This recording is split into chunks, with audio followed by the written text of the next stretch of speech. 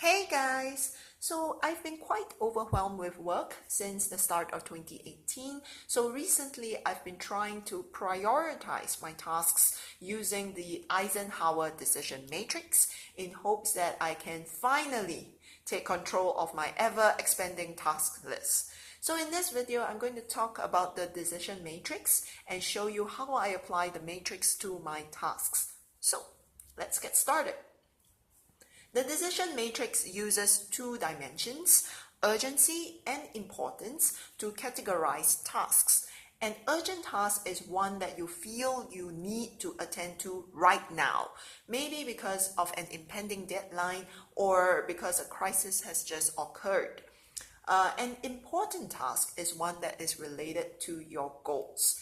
An urgent task is not necessarily an important one. Likewise, an important task is not necessarily an urgent one. This means that based on these two dimensions, we can actually categorize our tasks into four types: important and not urgent, important and urgent, not important and not urgent, and not important and urgent.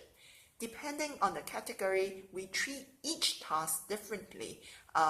For example, we will attend to the important and urgent tasks immediately, block out time to work on the important and not so urgent tasks, delay, delegate, and eliminate the unimportant tasks.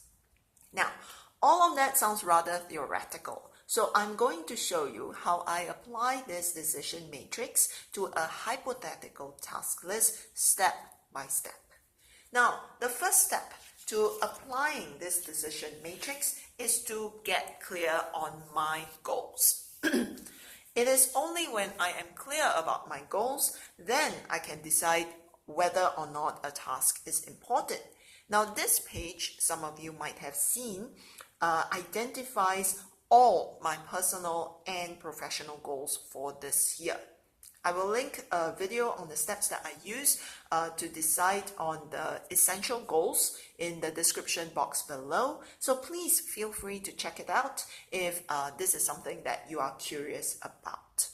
Now, once I have this list of essential goals, the next step is to write out my task list for the day or the week, depending on the time scale that you are using. So let's say that this is my task list for today. Based on this list, I identify if the task is important. The reason that I look at the importance dimension first is that even if the task is urgent, if it's not important, there might not be any reason or point in doing it. I consider a task important if it contributes directly to the progress on a goal, or if not working on that task impedes or harms the progress on the goal.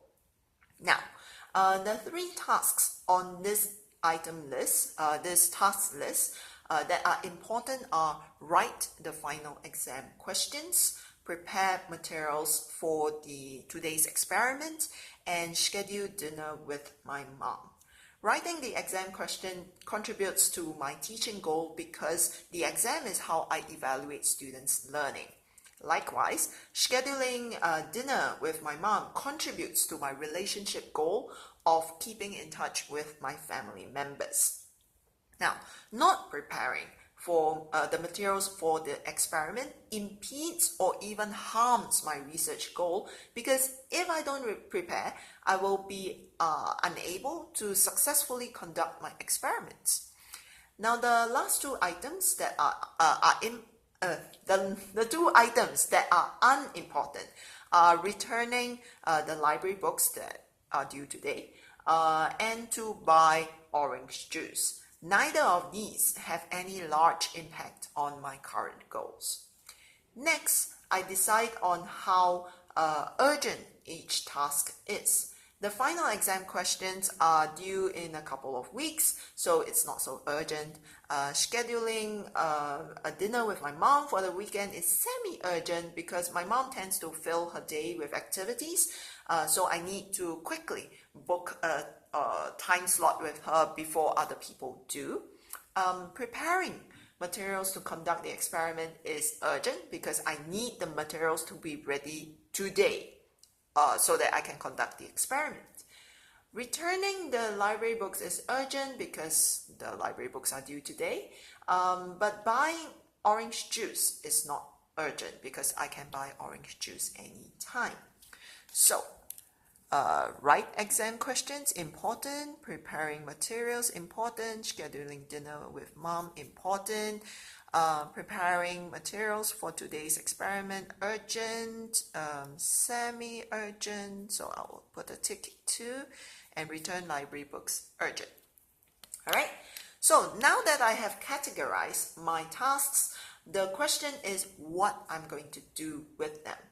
I definitely need to prepare the experimental materials today. This is both important and urgent.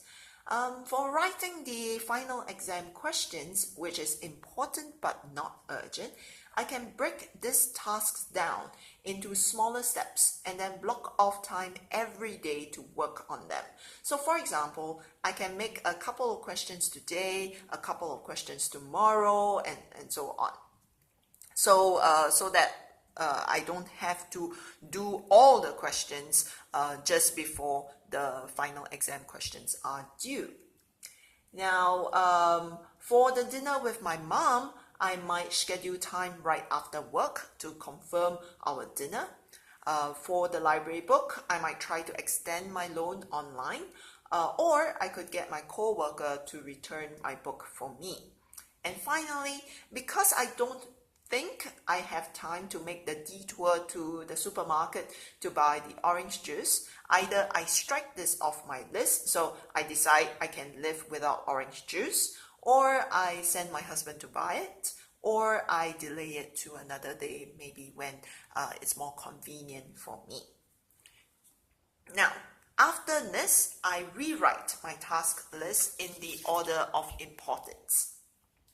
So with the preparing materials for today's experiment first, and so on.